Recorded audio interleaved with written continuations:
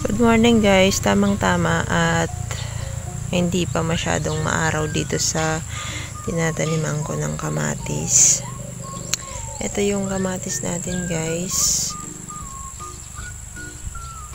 Ayan. So sa kabilang side naman, dun sa kabilang side ay yung ating sitaw.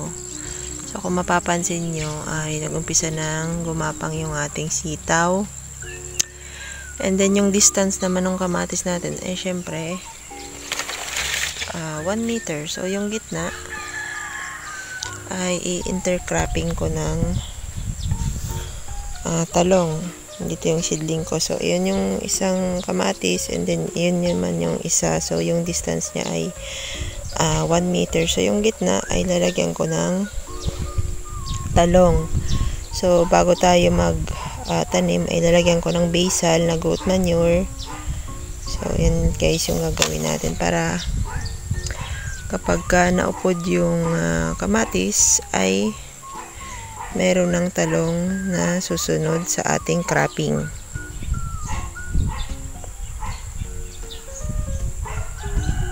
So ito na yung itsura ng after natin malagyan sa gitna yung intercropping ng ating kamatis. So dito yung talong, then dun naman yung next na distance ng ating kamatis. So yan guys, para hindi guys maki-space or ma-maximize natin yung space, ito na lang guys yung ginawa ko. So in-intercropping ko yung kamatis and talong. At yung sitaw sa kabilang side naman guys, may trellis. And then dito guys sa gitna, ay nagtanim naman ako ng mga siling panigang. Ito na guys yung itsura niya ngayon. Siguro 2 weeks ko na to guys na itanim.